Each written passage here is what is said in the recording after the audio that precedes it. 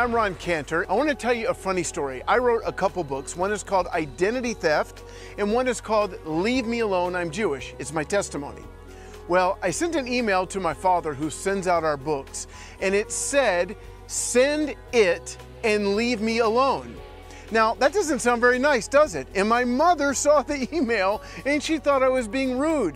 But what I was really saying was, send it, identity theft, and leave me alone, I'm Jewish, to this certain person. You see, friends, context is everything. Background is everything. And there's so much in the Bible that we can't understand if we don't know the background.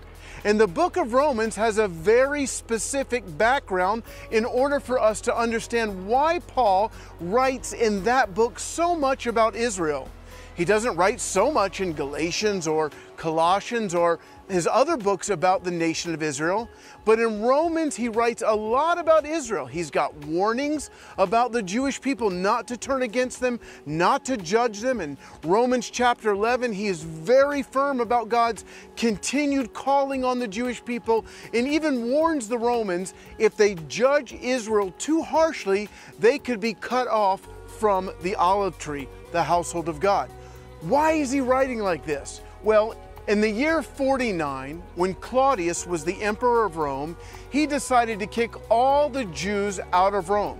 We know this from a Greek historian named Suetonius, who said that he kicked them out because of the issue of Christus, which nobody knows who that is, but it sounds an awful lot like Christos or Christ, the Messiah.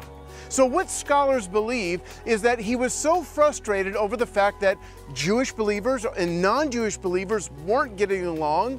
Not only that, they weren't considering him a god, because under the Roman culture, if you were Caesar, you were a deity. He just kicks all the Jews out of Rome.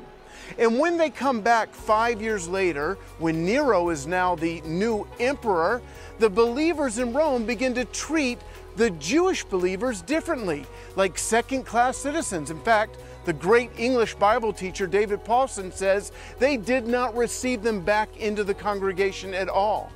So when you understand this background, that the Roman believers, in fact, they were the very first ones to adopt what we now call replacement theology, believing that the church is the new Israel, something that we actually don't see in the Bible. When we begin to understand this, understand the feelings of anti-Semitism and anti-Jewishness that were coming from the Roman believers against the Jewish believers, we can then understand the background and understand why Paul wrote the book of Romans so much to emphasize God's continued call on the Jewish people. Shalom from Israel.